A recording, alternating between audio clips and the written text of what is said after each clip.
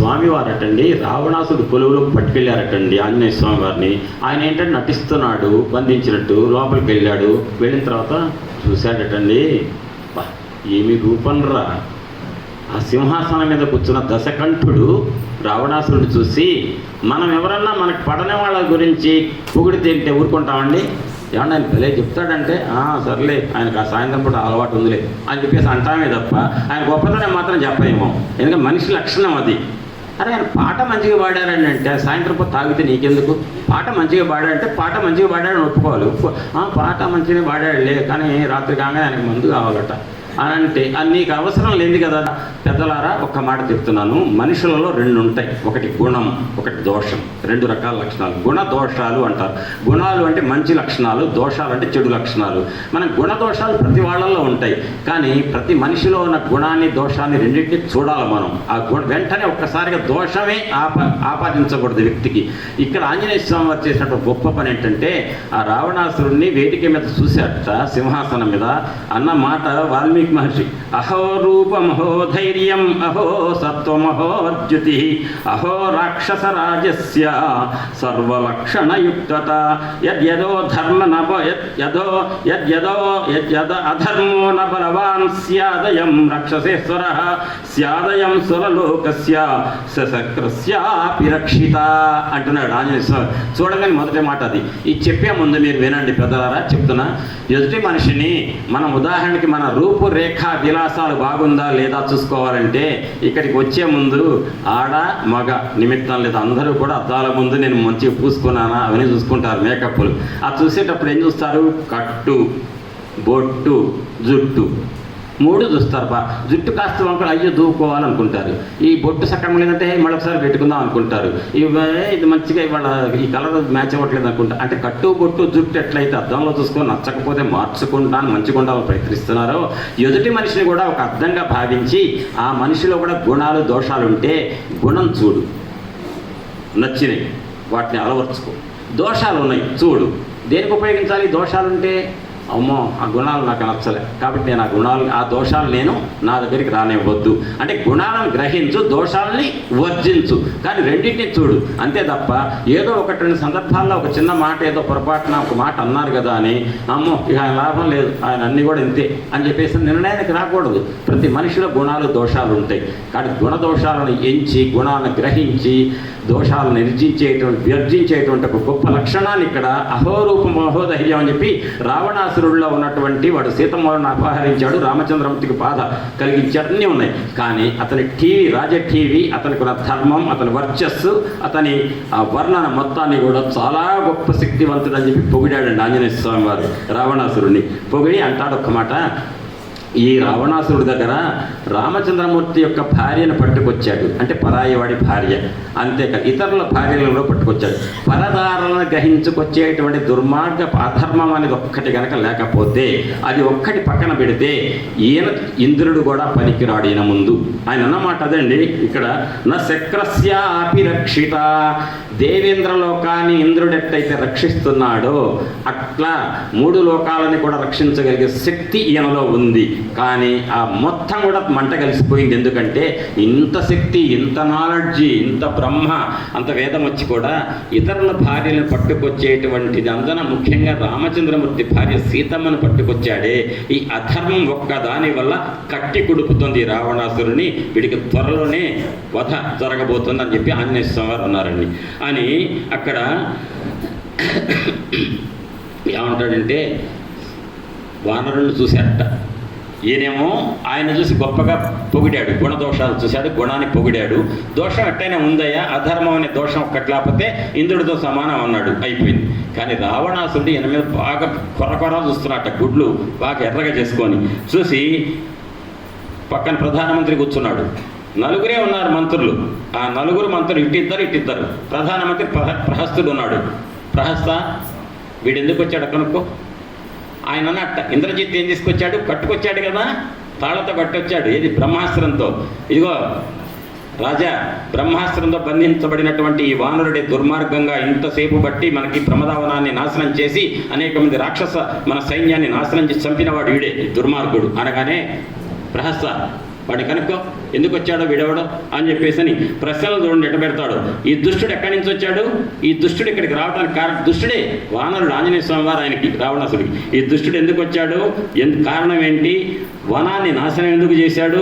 రాక్షస స్త్రీలను భయపెట్టడం వల్ల ఆయనకు ఒరిగింది ఏంటి అంటే, రాక్షస స్త్రీలను భయపెట్టడం అంటే అర్థం ఏంటి? ముందు ప్రమదావనాన్ని ధ్వంసం చేస్తే భయపడి రాక్షస స్త్రీలు వచ్చి రావణాసురుడు చెప్తేనే 80,000 మంది రాక్షసులు పంపించాడు. రాక్షస స్త్రీలను భయపెట్టడం వల్ల ఒరిగింది ఏంటి? తర్వాత దుర్భేద్యమైనటువంటి నా లంకలోకి ఎందుకు ఈ దుష్టుడు అడుగు పెట్టాడు? ఈయన యుద్ధం ఎందుకు మన వాళ్ళు రాక్షసులతో చేసి చంపాడు? దానివల్ల ఆయనకు ఒరిగింది ఏంటి? ఈ ప్రశ్నలను అడుగు. ఎందుకు ఈయనకు అహం? రావణాసుడికి ప్రధానమంత్రి. ఆ వచ్చినోడు ఎవడు? ఆఫ్టర్ ఆల్ ఒక వానరుడు, నేను రాజుని కాబట్టి ప్రధానమంత్రి అడుగు అన్నాడు. అంటే ఆ క్వశ్చన్లన్నీ విన్నాడట. విని ఒక మాట ప్రధానమంత్రి అన్నట్ట ప్రహస్తుడు, వానరుడా నీకు నేను అభయం ఇస్తున్నాను, నీకు అభయం ఇస్తున్నాను, నేను భయపడకు, నేనేం చెయ్యను. మా రాజుగారు రావణాసురుడు ఎంత గొప్పవాడంటే, తప్పు చేశాను, ఎందుకు చేశాను స్వామి అని ఒక్క మాటను వదిలిపెట్టేస్తాడు. నీకేం ఉండదు, నువ్వు భయపడద్దు, నేను చెప్తున్నా, హామీ నేను ఇస్తున్నా. ఈయన హామీ ఎవడికి కావాలి? ఆంజనేయ స్వామికి.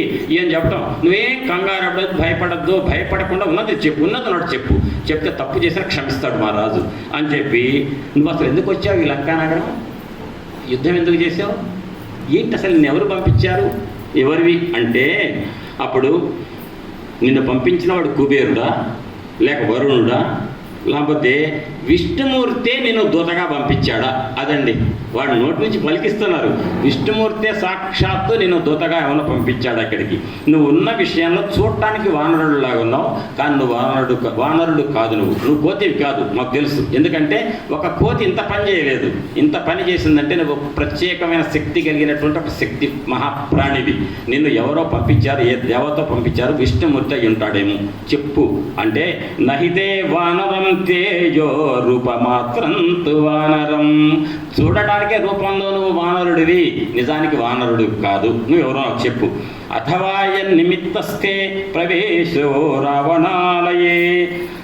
అదే గనక కాకపోతే నువ్వు ఎందుకు లంకలోకి అడుగుపెట్టావు? నీకేం అవసరం? నువ్వు ఒక వానరుడివి, నీకేమన్నా కూరలు తీసుకొని ఆ పండ్లు తిను చెట్లెక్కి. ఇంతమంది ఎందుకు చంపావయ్యా? నీకు ఏంటి విషయం చెప్పు. కానీ ఒక్కటి మాత్రం చెప్తున్నా, నువ్వు ఎట్టి పరిస్థితులు భయపడవద్దు, నేనున్నాను అన్నట్ట. అప్పుడు అన్నట్ట, నేను సహజంగానే వానరుడిని, ఉన్న నిజం చెప్తున్నా. ముఖ్యంగా, అన్నిటికంటే ముఖ్యంగా, నేనేదో బ్రహ్మాస్త్రానికి కట్టుబడ్డాను అని చెప్పి అనుకుంటున్నారు, అంతే కదా. నా మీద బ్రహ్మాస్త్రం పనిచేస్తేగా ఇప్పుడు ఏమీ లేదు. మీరు అనుకుంటున్నారు బ్రహ్మాస్త్రం అయితే ఏం లేదు, అదే దారాలు చుట్టినందువల్ల కాదు. నాకు బ్రహ్మగారి వరం ఉంది, బ్రహ్మాస్త్రం నన్ను ఏమీ చేయలేదు. కాబట్టి గుర్తుపెట్టుకోండి, ప్రస్తుతం నేను ఫ్రీ. ఎప్పుడంటే ఎప్పుడు ఎట్టంటే అటు ఉరుకుతా, మిమ్మల్ని అందరిని చంపుతా, అంత శక్తి నాకు ఉంది. నా ఏ అస్త్రం బంధించదు, ఏ శస్త్రం ఏమీ నన్ను చేయలేదు, గుర్తుపెట్టుకోండి. అయిపోయింది కదా, ఒకటో ప్రశ్న అయిపోయింది. తర్వాత నువ్వు ఎందుకు వచ్చావు లంకలోకి? అదేగా మీ ప్రశ్నే. ఎందుకు వచ్చాయేంటి? మా రామయ్య వస్తువు నీ దగ్గర ఉంది. ఎవరు? నా రామచంద్రమూర్తి భార్య సీతమ్మను నువ్వు ఎత్తుకొచ్చి ఇక్కడ పెట్టావు. నా రామయ్య భార్య ఉన్నప్పుడు ఆమె ఎక్కడుందో అక్కడికి వచ్చేటువంటి హక్కు నాకు ఉంటుంది. నువ్వెవరివి? నీ అనుమతి ఏదంటావు? నువ్వెవరిది నాకు ఇవ్వడానికి? నా ఊళ్ళో మా రామయ్య దగ్గర ఉండవలసిన నా రామచంద్రమూర్తి భార్య అనవసరంగా తెచ్చి ఇక్కడ నీ లంకలో పెట్టుకున్నప్పుడు నేను అనుమతి తీసుకోక్కర్లే. వచ్చాను, చూశాను, ఇప్పుడు అనుమతి తీసుకుంటా. దేనికి? నిన్ను చంపడానికి. మా అమ్మని చూశాక చూడటానికి నేను అనుమతి తీసుకోక్కర్లా, చూడటం అయిపోయింది కదా. ఇప్పుడు నేను వచ్చా, నేనేం చేస్తానో చెప్తున్నా, ఇంకా విను అని చెప్తున్నాడు. ఇప్పుడు నీ అనుమతి కావాలన్నావు కదా, నీ అనుమతికే నేను వచ్చా. ఇప్పుడు ఈ తర్వాత మాట చెప్తా. తర్వాత ఇంకేమన్నావు? నువ్వు ఎందుకు లంకలోకి వచ్చావంటే మా అమ్మ ఉంది కాబట్టి వెతకడానికి వచ్చా. తర్వాత ప్రమదావనాన్ని ఎందుకు ధ్వంసం చేశా అని అడుగుతున్నావు, అంతే కదా. మరి నువ్వు నీకున్న అహంకారం ఎట్లాంటిది? నువ్వు నన్ను సరాసరి మాట్లాడవయ్యా, ప్రశ్న ఇవ్వు. ఆడు పక్కన ఎవరు? ప్రహస్తుడు ఎవరు నీకు? నన్ను నువ్వే అడగవచ్చు. అంటే నేను నీ చెరలో ఎంతోమంది రాక్షసులను చంపా అని చెప్పితే నన్ను పట్టుకొస్తే నువ్వు ఎవర్రా వానరా అని నన్ను అడగచ్చు కదా.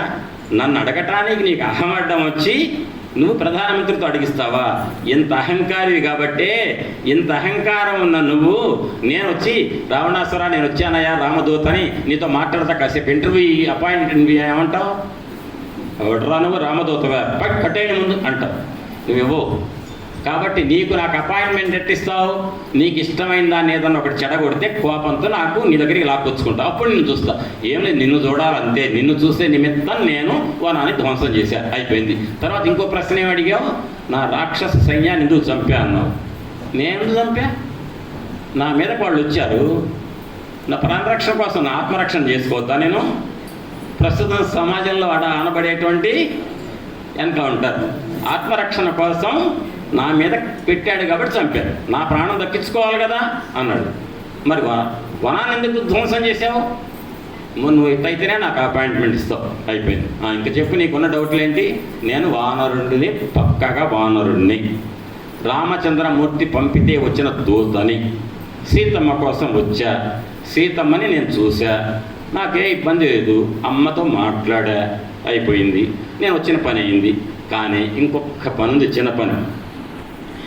ఏంటంటే ఇక్కడ త్వయా విజ్ఞాత పూర్వశ్చ వాలి వానరపుంగవః రామేణ నిహత సంఖ్యే శరేణైకేన వానరః అహం సుగ్రీవ సందేశాత్ ఇహ ప్రాప్తస్తవాలయం రాక్షసేంద్ర హరీశస్త్వాం భ్రాత కుశలమబ్రవీత్ భ్రాతుః శృణు సమాదేశం సుగ్రీవస్య మహాత్మనః ధర్మార్థోపహితం వాక్యం ఇహ చ ముత్ర చ క్షమం అన్నాడండి.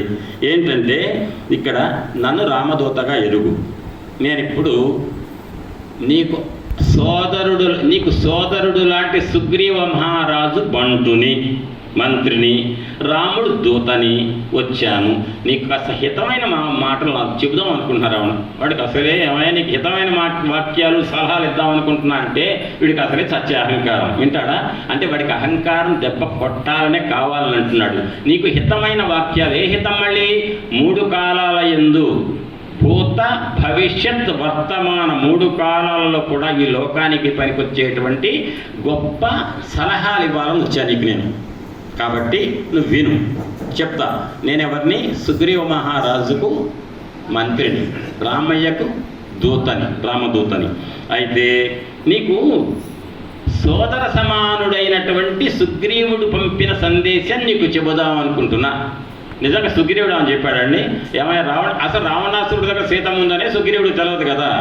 ఈ సంపాతి చెప్పేవారు ఆంజనేయుడికి కాదు, సుగ్రీవుడికి తెలియదు కదా. తెలిస్తే పోవే సైన్యాన్ని 4 దిక్కులు ఎందుకు పంపిస్తాడు? లంకకే పంపించేవాడు. అట్లాంటిది అబద్ధం ఆడాడు ఆంజనేయ స్వామి. అబద్ధం ఆడకపోతే మా సుగ్రీవుడు చెప్పాడు అనలేదనుకోండి, నా సొంతంగా నాకు సొంత పెత్తనంతో ఇవన్నీ చెప్తున్నాను అండి. ఏ దూత కూడా అండు, ఆయన నాకు ఇట్లా చెప్పారండి, ఈయన ఇమ్మన్నారండి అని చెప్తారు ఎవరన్నా. అంతే కదా, అది సహజం, అందరూ తప్పే ఉంది. అయితే సోదర సమానుడైనటువంటి సుగ్రీవుడు అన్నాడండి. పెద్దలారా అర్థం చేసుకోండి. రావణుడు ఏ జాతి? రాక్షసుడు. సుగ్రీవుడు ఎవరు? వానరుడు. సోదరుడు ఎట్టవుతాడు?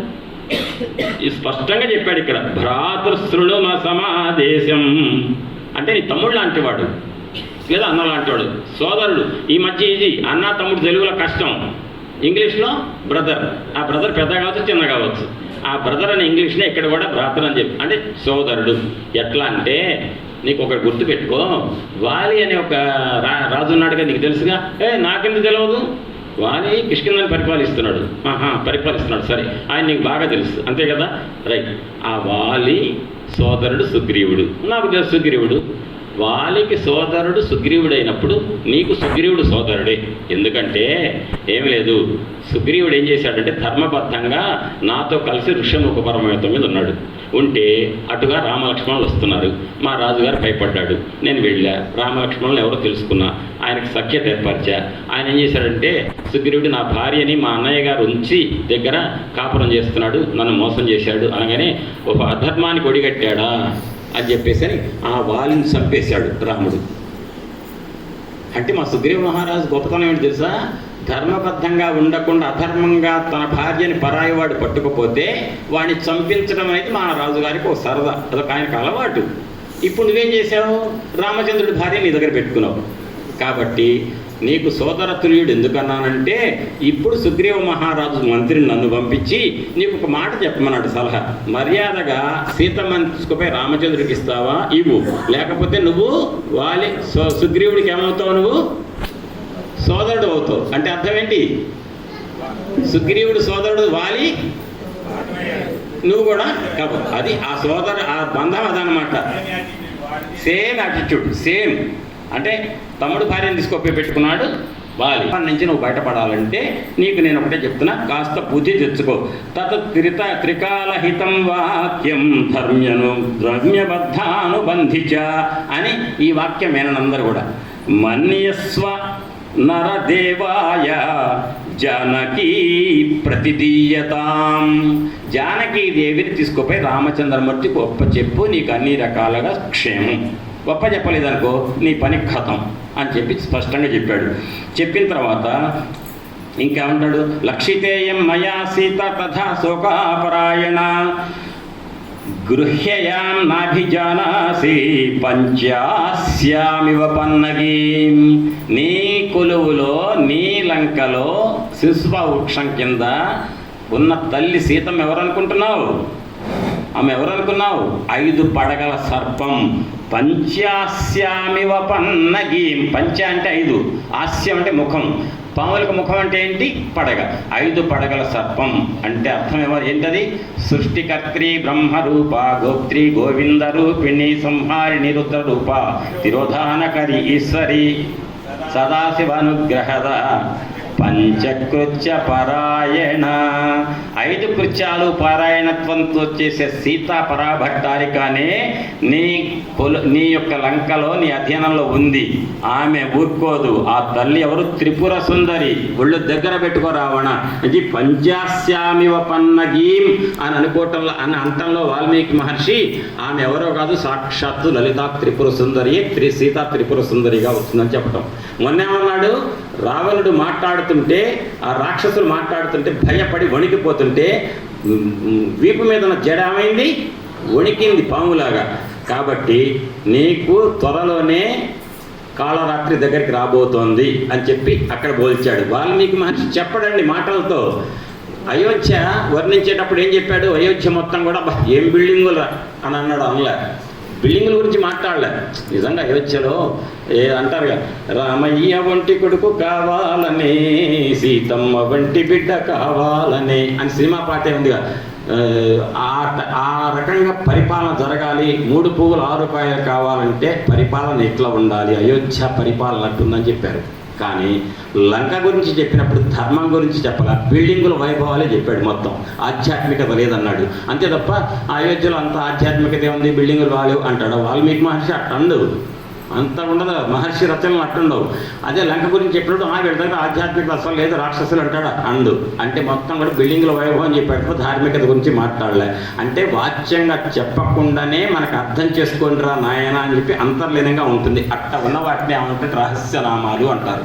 అందుకని లలిత రహస్యనామ సహస్ర స్తోత్రం అంటే ఈ లలిత సహస్రనామాలు పైకి అనకూడదు, గదిలో కూర్చొని లైట్లు కూడా వేసుకోకుండా చీకట్లో చదవాలనే. రహస్యనామం అంటే అది కాదు, పైకి కనపడేటువంటి అర్థం ఒకటి ఉంటే లోపల అంతరార్థం ఇంకొకటి ఉంటుంది, ఆధ్యాత్మిక చైతన్యం ఉంటుంది, ఆధ్యాత్మిక తత్వం ఉంటుందని చెప్పితే అది రహస్యనామం అంటారు. రహస్యనామం అన్నంత మాత్రాన పైకి అనకూడదని ఎవరు లేదండి, పైకి బ్రహ్మాండంగా అనొచ్చు. కాకపోతే ఇవాళ 7వ రోజు, మళ్ళీ నాకు మీరు ఎప్పుడు దొరుకుతారు? మీ అందరికీ చెప్పాలనుకుంటున్నా ఎప్పటి నుంచో, లలితా సహస్రనామం చదవండి అంటే ఎక్కడెక్కడ తప్పులు. మీరు వేదిక నుంచి అంటున్నాను, మీరు ఎవ్వరు అనుకోకండి, నేను ఎవరిని అంటలే. ఇక్కడ మీ అందరు బ్రహ్మాండం. ఇక్కడ వాల్మీకి మహర్షి కూడా వాచ్యంగా చెప్పకుండా పంచాస్యామివ పన్నగీం అంటే 5 పడగల సర్పంగా సీత అని చెప్పాడంటే పంచకృత్య పారాయణ, అది సీతమ్మ. చెప్పి నేయం జరయితుం శక్య సాసురైరమరైరపి విశ్వం సంసృష్ట్య మధ్యర్థం భుక్తమన్నమివౌజస అన్నారు. ఏమంటున్నారంటే ఇక్కడ ఏమంటున్నా, ఈ పోలిక అంటే చెప్పమంటారా? ఇదిగోండి, మీకు లివర్ తెలుసుగా, అన్నం తింటే బాగా అరిగేది, బాగా దాన్ని ఏమంటారండి, ఆహార పుష్టి బాగా ఉన్నవాడు బాగా తింటాడు కదా అన్నం. డైజెషన్ ఇచ్చేది ఎవరు? అరుగుదల ఇచ్చేది ఎవరు శరీరంలో? లివర్, కాలేయం. కాలేయంకి అరుగుదల బాగా ఉంది, మంచిగా ఎంత తింటే ఏవి తింటే అవి అరుగుతాయి. ఆ కాలేయం వయసు పెరుగుతుంటే దానికి అరిగించే శక్తి, జీర్ణశక్తి తగ్గుతుంది సహజం. ఎక్కువ తినలేరు పెద్దవాళ్ళు, తక్కువే తింటారు. కానీ వయస్సులో ఉండి జీర్ణశక్తి బాగా ఉంది కదా అని వాడికి ఒక సీసా విషం ఇస్తే తాగుతాడా? తాగితే అరిగించుకుంటుందా లివరు? అట్టనే సీతమ్మని గనక ముట్టుకోవాలని ప్రయత్నిస్తే నాకు అరుగుదల బాగా ఉందన్నవాడు విషం తాగితే ఎట్టనో ఈ అమ్మ మీద నువ్వు చూపుబడి కనుక ముట్టుకుంటే నీ పని అంతే. విషం తాగినోడు ఏమైపోతాడు? అరగించుకోవడం అట్లా అరిగించుకోలేని వాడు విషాన్ని ఎట్టయితే అరిగించుకోలేరో సీతమ్మని చూసి బ్రతకలేడు. సీతమ్మని ఎవడు కూడా తన భార్యగా ఊహించుకోలేడు. గుర్తుపెట్టుకో అని చెప్పి అన్నది ఎవరండి? ఆంజనేయుడు. ఎవరితోటి? రావణాసురుడితో. ఆంజనేయుడు ఎవరు అంటే ఆ విషయాన్ని అరిగించుకోగలిగే వాడైతేనే ఆ మాట అనేది. ఎంగడి దియ్యుగరళ మనియుమేలని ప్రజకున్ మృంగుమని సర్వమంగళ మంగళ సూత్రమునెంత మది నమ్మినదో కామేశబద్ధ మాంగళ్య సూత్ర శోభిత కంధర. కామేశ్వరుడు తన చేత్తో కట్టిన మంగళ సూత్రాన్ని కామేశ్వరి మెడలో కడితే, అమ్మా కామేశ్వరి లలితా త్రిపుర సుందరి, కామేశ్వరుడు కట్టబడిన మంగళసూత్రంతో శోభిల్లుతున్నదానా అని చెప్పి అంటాం. అందుకే కానీ మళ్ళీ ఇక్కడ కూడా ఏమంటే నాకు ఇవాళ 7వ రోజు తొందర కంప్లీట్ చేయాలి అనుకుంటూ పక్క దారి తప్పుతున్నా. కామేశబద్ధ మాంగళ్య సూత్ర శోభిత కంధర అని అనొద్దు. ఒక్కటేసారి కామేశబద్ధ మాంగళ్య సూత్ర శోభిత కంధర ఒకటే నామం. ఆశిస్తున్న తల కలిగినటువంటి దానా, శోభతో వర్ధిల్లుతున్నదా అన్నట్టు. అష్టమి చంద్ర విభ్రాజ దళికస్థల శోభిత అని అనాలి మొత్తం. లేదా అంత అనలేమంటే అష్టమి చంద్ర విభ్రాజత్ అళ్ళికస్థల శోభిత అనాలి తప్ప దళికస్థల అనకూడదు. ఇవన్నీ ఇక లలితా సహస్రనామ దోషాలు గుర్తొస్తే మరి ఇది ఆగుతుంది. అదే సరే. మొత్తం మీద అన్నవాడెవరు? కామేశబద్ధ మాంగళ్య సూత్ర శోభిత కంధర. కామేశ్వరుడిచే మంగళసూత్రం బంధించబడితే ఆ బంధించబడిన మంగళసూత్రంతో శోభించే తల్లి అని చెప్పి లలితమ్మ వారిని అన్నారే. ఆ సర్వమంగళ అనేటువంటి మాంగళ్య శక్తి పరిపూర్ణంగా కలిగిన తల్లి ఎవరు? లలితమ్మ, పార్వతీదేవి. కాబట్టి ఆ పార్వతీదేవి వల్ల, ఆ సూత్రం వల్ల ఏ శివుడైతే కట్టే ఈ స్థితి వచ్చిందో ఆ శివుడే పరమేశ్వరుడే హనుమగా ఉండి ఇక్కడ అంటున్నాడు, జాగ్రత్త, విషం కనుక పెట్టుకుంటే ప్రాణం పోతుంది. ఈమె విషం నీ కాముకుల పట్ల విషం ఆమెను ఎవరు వశపరచుకోలేరు. అదైపోయింది. సుగ్రీవో నహి దేవోయం నాసురో నచ రాక్షస న దానవో న గంధర్వో న యక్షో నచ పన్నగ మానుషో రాఘవో రాజన్ సుగ్రీవశ్చ హరీశ్వర తస్మాత్ ప్రాణ పరిత్రాణం కథం రాజన్ కరిష్యసి నతు ధర్మోపసంహారం అధర్మ ఫల సంహితం తదేవ ఫలమన్వేతి ధర్మశ్చ అధర్మనాశనః ప్రాప్తం ధర్మ ఫలం కృష్ణం భవత నాత్ర సంశయః ఫలమస్యాపి అధర్మస్య క్షిప్రమేవ ప్రపశ్యతే అని ఆంజనేయ స్వామి వారు చెప్పారు. ఇక్కడ అన్నమాట ఏంటి చెప్పను. ఇప్పుడు నేను చదివిన శ్లోకాల్లో, రావణ నీకు ఒక్క విషయం చెప్తా, విను, జాగ్రత్తగా విను. నువ్వు ఏంటంటే, ఇప్పుడు నేను వచ్చా, నేను ఎవరి తరఫున వచ్చా? సుగ్రీవుడు. ఆయన ఎవరు? వానరుడు, అంతే కదా. ఆయన వానరుడే కానీ గంధర్వుడా, కిన్నర, యక్షుడా, కింపురుషుడా, దేవత కాదు కదా. రైట్. ఎవరి తరఫున వచ్చా? నేను సీతమ్మ కోసం వచ్చా. ఎవరు దూతగా? రామ. ఆయన ఎవరు? మనిషి. ఆయన ఏమైనా దేవత? నా యక్షుడా, కిన్నర కాదు. మరి నువ్వు బ్రహ్మగారి దగ్గరికి వరం తీసుకున్న దాంట్లో ఎవరెవరితో చావు ఉండొద్దు అని కోరుకున్నావు? దేవతలు, యక్షులు, కిన్నరులు, కింపురుషులు, గంధర్వులు లిస్ట్ అంతా చెప్పావు. నాకు పనికిరాని వాళ్ళు 2 ఉన్నారు, వాళ్ళతో నాకు భయం లేదులే అని వదిలేసావు. ఎవరు వాళ్ళిద్దరు? నరుడు, వానరుడు. మరి నేనేమో వానరుడిని, రాముడే నరుడు. కాబట్టి మా నాయకుడు సుగ్రీవుడు వానరుడు. నేను ఎవరి కోసమైతే ఏ భగవంతుడి యొక్క శక్తి కోసం వచ్చానో ఆయనేమో మానవుడు. నరుడు, వానరుడు 2 ఉన్నారుగా మా తరఫున, పెద్దవాళ్ళు 2 అక్కడ. కాబట్టి నీకు ఈసారి సావు తప్పదు. వాళ్ళిద్దరే నీకు ఇప్పుడు శత్రువులు. నీకు యక్షులు, కిన్నర్లు అయితే భయపడక్కలే, వాళ్ళ వల్ల నాకు చావు లేదనుకోవచ్చు. ఇప్పుడు నరులు, వానరులే నీ దగ్గరికి వచ్చేది, సైన్యం అంతా వానరులే. కానీ ఎదురుకొండి యుద్ధం చేసే పెద్దవాళ్ళు 2 ఎవరు? రామలక్ష్మణులు, నరులు అని చెప్పి ఇక్కడ చెప్తున్నాడు. నీ పెద్దలారా, ఎంత గొప్ప రామాయణం చెప్పే మాట. నేను అధర్మాలు బాగా చేశా కానీ నేను వచ్చి గుళ్ళో 1000 లీటర్ల పాలతో అభిషేకం చేశా. అంటే 2 ఖాతాలు ఉంటాయి, జమ, ఖర్చు. జమే, ఖర్చే. ఈఎంఐ అంటే అర్థం ఈక్వేటెడ్ మంత్లీ ఇన్స్టాల్మెంట్. ఒక లోన్ తీసుకుంటే ఈక్వేటెడ్ మంత్లీ ఇన్స్టాల్మెంట్లో ఏం చేసేది, బ్యాంక్ వాళ్ళు ఏం చేస్తారు, సిస్టమ్ అప్పంతా ఇస్తారు. లోన్ ఇచ్చిన తర్వాత నెల కాగానే చివరిలో వడ్డీ ఎంతో దానికి అయ్యేదాన్ని కలుపుతాడు. ఇదంతా నీ బాకీ అంటాడు. నువ్వు ఈఎంఐ కడతావు, అంతమందిని తీసి మిగిలిన అవుట్ స్టాండింగ్ బ్యాలెన్స్ అంటారు. లెక్క అది ఈఎంఐకి. ప్రిన్సిపల్ అది. అంటే నువ్వు చేసేటువంటి ఈక్వేటెడ్ మంత్లీ ఇన్స్టాల్మెంట్స్లో నువ్వు తీసుకున్న లోన్ ఉందే, ఆ లోన్లో నువ్వు చేసిన మంచి పనులకు సంబంధించిన ధర్మానికి సంబంధించిన ఫలవంతా అనుభవించావు. అధర్మం ఒడిగట్టావు, ఆడవాళ్ళని పట్టుకొచ్చావు, అది పాపం. పాపం సంబంధించిన ఫలితాలు అనుభవించాలి.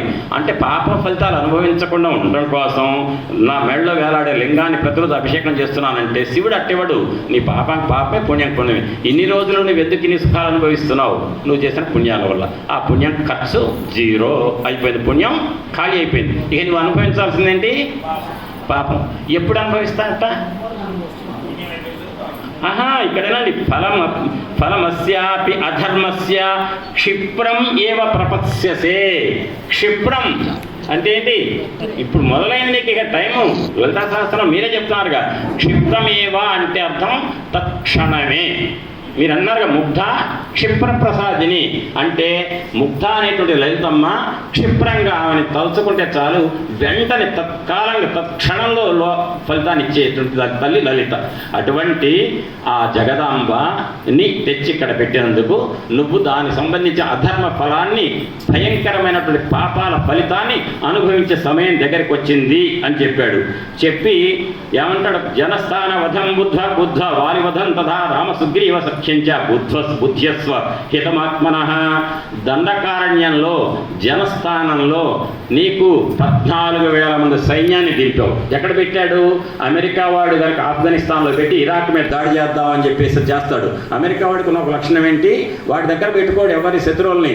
వాడి సైన్యాన్ని ఒక చోట పెడతాడు, పెట్టి దాని దగ్గరలో సంపద గుంజాలని ప్రయత్నం చేస్తాడు. ఈ సైన్యం అక్కడ నడుస్తుంటుంది. ఆ పని కాగానే ఆ సైన్యాన్ని ఇంకో చోటికి పంపిస్తాడు. అట్లే రావణాసురుడు కూడా దుష్టశక్తి, దుష్టబుద్ధితో జనస్థానంలో 14,000 మంది రాక్షసులను పెట్టాడు. పెట్టి వాళ్ళకి 3 నాయకులను పెట్టాడు, కరుడు, దూషణుడు, త్రిశురుడు. ఈ 3కి చీఫ్ ఎవరంటే శూర్పణఖ.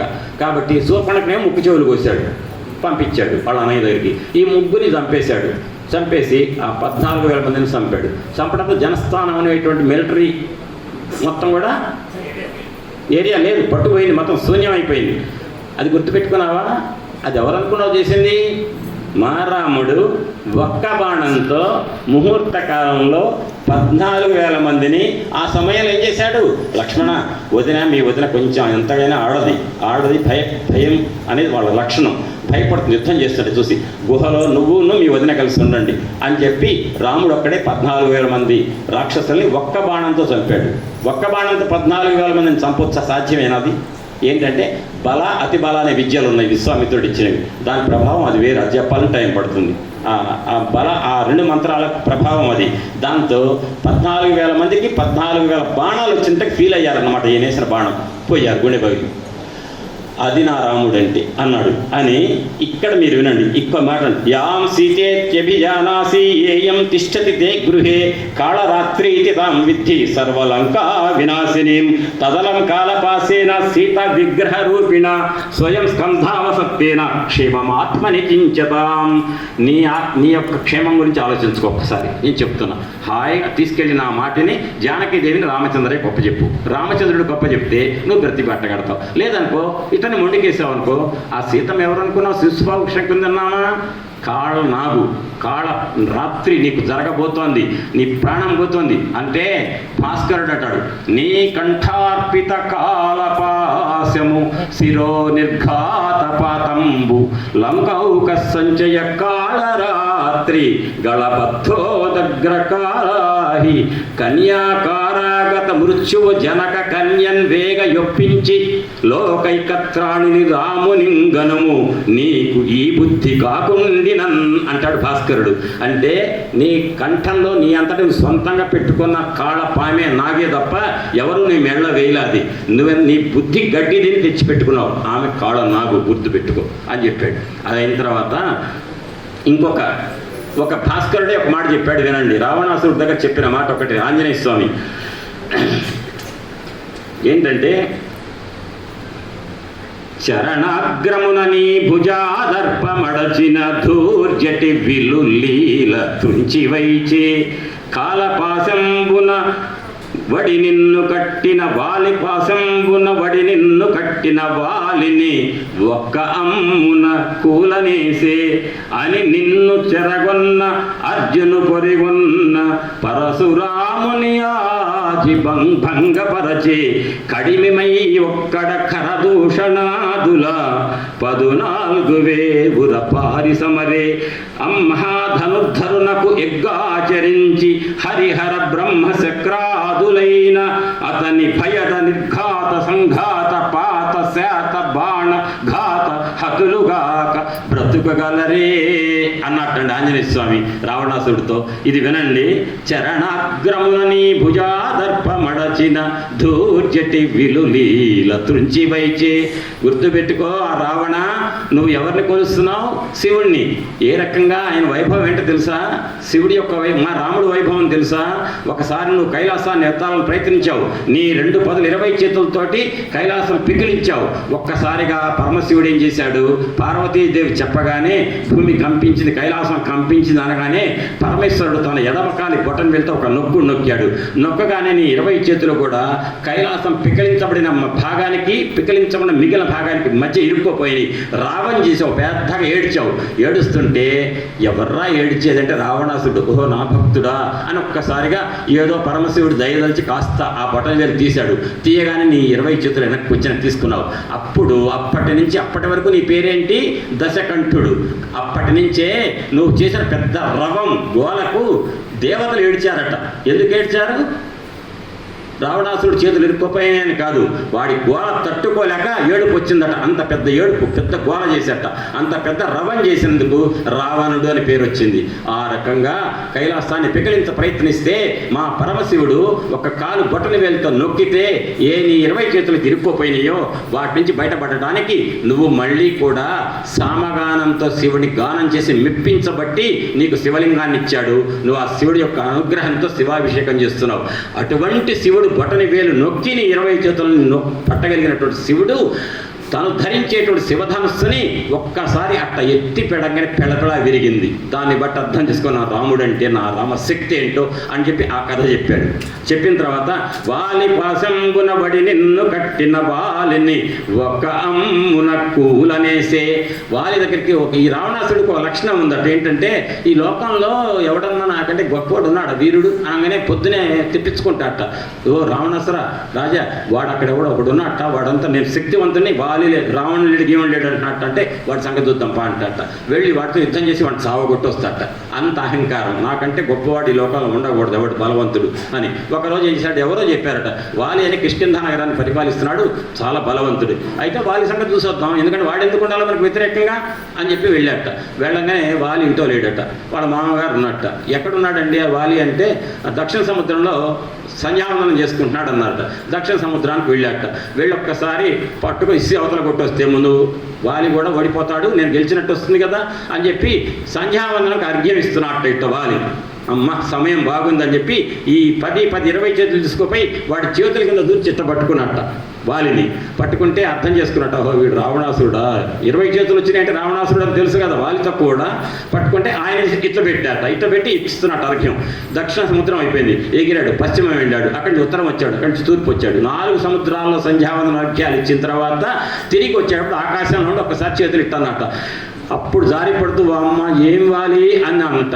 రావణ ఎప్పుడు వచ్చావయ్యా అంటే, అదేంటి స్వామి ఎప్పుడో వచ్చారంటావు, నువ్వు దక్షిణ సముద్రంలో సంధ్యావందనం చేస్తున్నప్పుడు వస్తే నీ చేతుల కింద పట్టుకొని ఆలింగనం చేసుకుందాం, ఆలింగనం చేసుకుంటాడు వెనక నేను చేసుకుంటాడండి అంటే ఆ అబద్ధం ఆడితే అట్లానా అని చెప్పి ఆ రకంగా నీ అహంకారాన్ని తన చేతుల కింద వేసి నీ 20 చేతులు నొక్కి పెట్టాడే. అటువంటి శక్తివంతుడు వాలి. ఆ వాలిని ఒక్క బాణంతో చంపినవాడయ్యా నా రాముడు అని చెప్పాడు. చెప్పి అని నిన్ను అని అంటే యుద్ధం అని నిన్ను చెరగొన్న అర్జుని పొరిగొన్న పరశురాముని ఆది భంగపరచే. ఒకసారి అటండి రావణాసుడికి ఒక లక్షణం ఉందట. ఏంటంటే సముద్రం ఎక్కడ ఉంటే మధ్యాహ్నం సంధ్య, పొద్దున సంధ్య, సాయం సంధ్య 3 సంధ్యలలో శివాభిషేకం చేసి అర్చన చేసే అలవాటట. ఒకనాడు సంధ్యావందనం చేయాలి, మధ్యాహ్నం సంధ్య వచ్చింది. అక్కడ యమునా నది, నర్మదా నది ఒడ్డున ఉన్నట్ట. అక్కడ అర్చనకు అక్కడక్కడ శివలింగం పెట్టి అర్చన చేస్తున్నాడు. చేస్తూ ఉంటే అర్చన వేసిన బిల్వదాళాలు వేశాడు. వేయగానే ఒక్కసారిగా నర్మదా నది నీళ్ళు వచ్చి అడ్డంగా వచ్చి ఈ శివలింగం దగ్గర తడిసిపోయి మొత్తం పూజ అంతా చెదిరిపోయిందట. ఎవడ్రా నా పూజను చెడగొట్టిన వాడు అని ఒక్కసారిగా శివలింగాన్ని పక్కన పెట్టాట. వెళ్ళాట. వెళ్ళొచ్చండి అట్లా శివలింగం చేసేవాడు ఒకవేళ ఏదో రకంగా నీళ్ళు వచ్చినాయి పోయినాయి, తప్పైంది శివ అని చెప్పి పూర్తి చేయాలి. అర్చన చేయకుండా శివాపరాధం చేసి వెళ్ళి నదిలో చూసేట. అక్కడ 1000 చేతులతో ఉన్నవాడు ఎవరిది? కార్తవీర్యార్జునుడు. కార్తవీర్యార్జునుడు నర్మదా నదిలో 1000 చేతులతో, దత్తాత్రేయ దాంట్లో ఉంటుంది, దత్తుడు దత్త పురాణంలో. ఆ కార్తవీర్యార్జునుడు దత్తభక్తుడు. ఆయన తన చెలికెత్తలతో పిరీరాళ్లతో నదిలో జలకాలాడుతున్నట్ట. ఆ జలకాలాడుతుంటే సరదా కోసం ఏం చేశాట, 1000 చేతులు అడ్డం పెట్టాట నదీ ప్రవాహానికి అడ్డంగా. నదీ ప్రవాహం వెళుతోంది, అడ్డంగా గోడ కట్టారు. ఏమవుతుంది? ప్రవాహం పక్కదారి ఆగనన్నా ఆగుతుంది. మరీ పొర్లిపోవాలంటే పోలవరం ఎందుకు కట్టొద్దు అంటున్నారు? పొర్లిపోయి పక్కొచ్చి ఊళ్ళు మునుగుతాయనే కదా.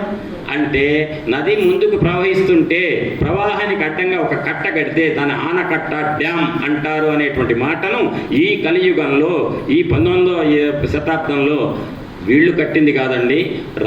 రామచంద్రమూర్తి త్రేతాయుగంలోనే కార్తవీర్యార్జునుడు తన 1000 చేతులు అడ్డం పెట్టి నదీ ప్రవాహానికి అడ్డుగా చేతులు పెట్టడం ద్వారా నదీ ప్రవాహాన్ని దారి మళ్లించవచ్చు అనేటువంటి ఒక ప్లాన్ అనేది పురాణాల్లోనే ఉంది. అప్పుడు కార్తవీర్యార్జున నీ 1000 చేతులు అడ్డం పెట్టి నీ యొక్క చిలికెత్తలతో ఆడే మోహంలో పడి నా శివలింగ అర్చన చెడగొడతావా, చూసుకున్నారా అన్నట్ట. అప్పుడు ఏం చేశాడు కార్తవీర్యార్జునుడు? వీడేదో నాతో అహంకారం ఏదో చేస్తున్నాడు నన్ను అని చెప్పి 1000 చేతుల్లో కార్తవీర్యార్జునుడు వీడి తునాతునకలు చేసి పడేశాట. రావణాసురుడిని చేసి కారాగారంలో పడేశాట. ఏడి రావణాసురుడు అంటే జైల్లో ఉన్నాడు. ఎక్కడ? కార్తవీర్యార్జునుడు. అప్పుడు కార్తవీర్యార్జునుడి దగ్గరికి రావణ బ్రహ్మ తాతగారు వచ్చి అడిగాట, అయ్యా నా మనవణ్ణి నాకు ఇవ్వు అని భిక్ష పెట్టమన్నట్ట. అప్పుడు భిక్ష పెడితే కార్తవీర్యార్జునుడు చెర నుంచి బయటికి వచ్చిన వాడు రావణాసురుడు. అటువంటి కార్తవీర్యార్జునుడు ఎవరైతే నిన్ను తునాతునకలు చేశాడో ఆయన యుద్ధంలో అవలీలగా ఓడగొట్టిన వాడు ఎవరు? పరశురాముడు. ఆ పరశురాముడిని విష్ణుధనస్సు పెట్టి అవలీలగా ఓడగొట్టిన వాడు రాముడయ్యా. అదయ్యా నా రాముడు అంటే అన్నట్ట. అంటే వాళ్ళకి భయం పెట్టించిన కార్తవీర్యార్జునే భయపెట్టిన పరశురాముడినే లెక్క చేయని వాడు నా రాముడు. నువ్వెంత, నీ లెక్క ఎంత అని చెప్పాడు. అంత తర్వాత కడిమిమై ఒక్కడ ఖరదూషణాదుల 14,000 పారి సమరే. 14,000 మంది ఖరదూషణాదులు, త్రిశూరుడు లాంటి వాడు జనస్థానంలో ఉంటే వాళ్ళందరినీ కూడా ఒక్క బాణంతో ఒక్క ముహూర్త కాలంలో చెండాడిన వాడు ఎవరంటే నా రాముడు. అది రాముడు అంటే. అటువంటి రాముడికి రావణ నువ్వు ఆ మహాధనుర్ధరునకు యజ్ఞాచరించి కీడు తలపెట్టి హరిహర బ్రహ్మ చక్రాదులైన హరి విష్ణువు, హర శివుడు, బ్రహ్మగారు, చక్ర ఇంద్రుడు, ఈ వీళ్ళెవరైనా సరే హరిహర బ్రహ్మ చక్రాదులైన అతన్ని ఎవరిది? రామచంద్రమూర్తి. భయద నిర్ఘాత సంఘాత పాత శాత బాణఘాత హతులుగాక నిలువగలరే. అటువంటి మా రామచంద్రమూర్తి బాణం అంటే ఏంటి తెలుసా? నీ పాటు పిడుగుపాటు. ఒక్కసారి నా రాముడు బాణం ఎక్కువ పెట్టి ధనుష్టంకారం చేస్తే నీ గుండెలు పగిలిపోతాయి. అటువంటి రాముడితో పెట్టుకుంటావా అని చెప్పి రామచంద్రమూర్తి గొప్పతనం అంతా చెప్పాడండి. ఇంత చెప్పిన తర్వాత వెంటనే రావణాసురుడు ఏమంటాడు? వామ్మో రావణుడికి భయం పుడుతుంది ఆంజనేయ అంటాడా? అండు వాడుకున్న అహంకారానికి అంత అహంకారం ఒకటే కాదు, తొందరగా రాముడు వచ్చి చంపితే బాగుండు, అమ్మ ఇంత గొప్పవాడు నన్ను తొందరగా చంపేస్తాడు అని ఆనందపడుతున్నాడు లోపల. పైకేమో ఈ కోతిని చంపేయండి అన్నట్ట. ఈ కోతిని చంపేయమంటే అప్పుడు విభీషణుడు అన్నట్ట, క్షమస్వరోషం చిదరాజసేంద్ర రాక్షసేంద్ర ప్రసీద మద్వాక్యమిదం శృణుష్వ వధన్న కుర్వంతి పరావరాజ్ఞః దూతస్య సంతో వసుధాదీపేంద్రా అని ప్రసీద లంకేశ్వర రాక్షసేంద్ర ధర్మార్థయుక్తం వచనం శృణుష్వ దూతానవధ్యాః సమయేషు రాజన్ సర్వేషు సర్వత్ర వదంతి సంతః. అన్నయ్య వేదాంగాలు చదువుకున్నావు, బ్రాహ్మణుడివి కదా, లోకం అందరికి రాజువు కదా, 3 లోకాలు భయపడుతున్నారు కానీ అంటే అటువంటి నువ్వు ఎందుకన్నయ్యా అనవసరంగా రాజనీతికి వ్యతిరేకంగా ప్రవర్తిస్తావు? వ్యతిరేకంగా ప్రవర్తించకు, దూతగా వచ్చే వాడిని చంపకూడదు అని రాజనీతి శాస్త్రం చెప్తుంది. రాజనీతి శాస్త్రానికి వ్యతిరేకంగా రావణాసురుడు వెళ్ళాడు. రావణాసురుడు ఒక పనికి మాన రాజనీతి తెలవడం ఒక ద్రోహి వెధవ అనే మాట నీకు రాకూడదు కానయ్యా, నీ మంచి కోరుకుంటున్నట్టే. వీడెవడో 80,000 మంది రాక్షసుల్ని, సేనాపతుల్ని, మంత్రిపుత్రుల్ని వరుసగా చంపి నా కుమారుడు అక్షుణ్ణి కూడా చంపాడు. వీడిని నేను చంపాల్సిందంటే అప్పుడు విభీషణుడు ధర్మాత్ముడు కదా, ఓహో ఈ మూర్ఖుడు ఎట చెప్తే వింటాడు. కొంతమంది పాలకులకు డైరెక్ట్ చెప్తే వినరు, వాళ్ళకి కొన్ని పద్ధతులు ఉంటాయి, చెప్తేనే వింటారు. ఇటు చేయి నేను ఇట్టే చేస్తా అంటారు. అట్లాంటి వాళ్ళు కొన్ని మంత్రాలు ఉంటాయి చెప్పేది. ట్రిక్స్. దాంట్లో విభీషణుడు అన్నట్ట, అనే నాకు అర్థం కాదు రాజా, నువ్వు లంకాధిపతివి, నువ్వు లోకాల్లో నీకు మించిన వాడు ఎవడు లేడు, నీ గొప్పతనం లోకానికి చాటించబడాలి. ఇప్పుడు నీకు ఒక పోటీ వచ్చాడు, ఎవడు? రాముడు దూత.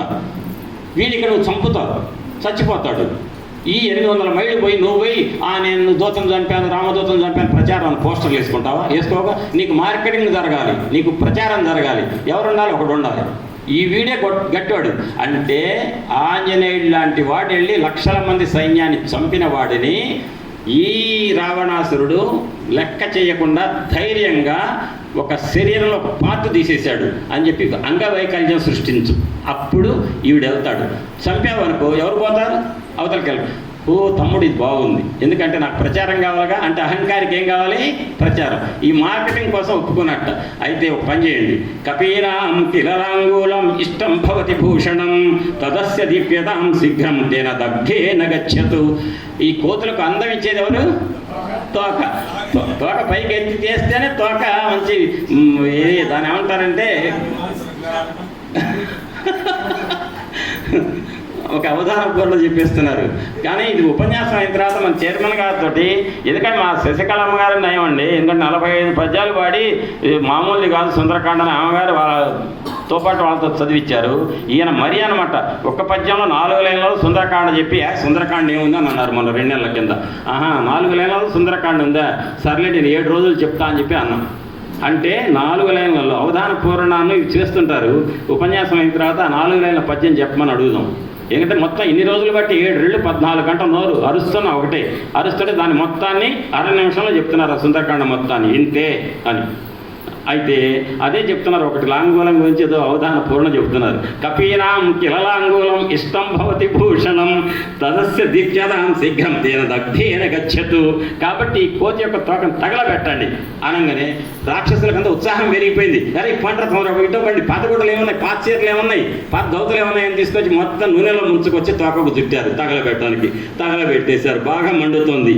అప్పుడు ఒక రాక్షసట సీతమ్మ దగ్గరికి వెళ్ళిందట. సీత నీకు ఎర్రమూతి కోతి ఒకటి నీతో రాత్రి కిచకిచలాడింది, ఆ కోతి తోకకి మా రావణాసురుడు నిప్పు పెట్టించాడు అనగానే ఆంజనేయుడికి తోక పెట్టించాడు ఈ దుర్మార్గుడు.